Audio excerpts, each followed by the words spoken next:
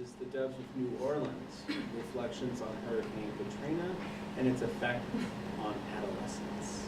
You can start whenever you're ready. What do you think of when you hear of New Orleans? Maybe you think of the Spanish and Victorian architecture, maybe Mardi Gras or the parades that go throughout the street. But for me, I think about the New Orleanian way of life and how we have this faith and hope that holds us together. I started this novel entitled The Doves of New Orleans, which I wrote when I was 19, and I'm finally finishing today. And I hope that will bring to light some of the issues that went on in New Orleans around 2005, around Katrina, and showcase some of the mental illness that's happening in the city and how oftentimes it's not addressed. I witnessed firsthand in 2005 how Katrina affected my friends, family, and classmates. Some people's homes were entirely destroyed and they couldn't go back to them. Other people lived in FEMA homes for months, and I myself went back to a mostly intact home. But despite that, the experience still continued to affect me for years to come as I watched how the city was affected and still is being affected today. One of the main issues I want to focus on with this novel is the fact that a lot of populations in New Orleans are often ignored.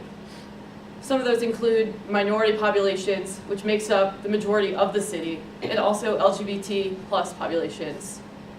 I hope to bring these issues to light, and one of the ways that I did that was creating a lot of LGBT characters in this novel, including the main character Jake, who's a bisexual man, and others as well, like Kevin.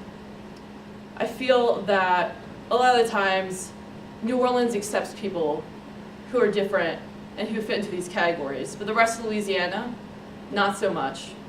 So I hope that by creating this novel, and start a dialogue where important discussions about these issues can happen. I did a lot of research to try and get this novel started.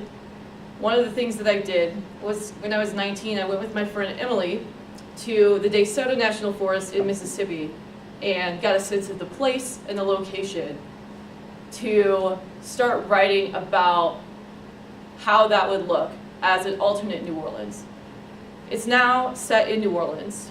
I also had to research a lot of family and friends and get firsthand accounts of what their experiences was like.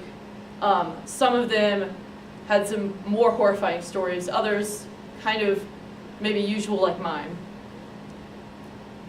And I also got feedback from people in my bachelor's program as well as my master's program on this novel, as I've worked on it for about 6 years now, and I hope that when people read this, they can start discussions that I feel are really important. Thank you.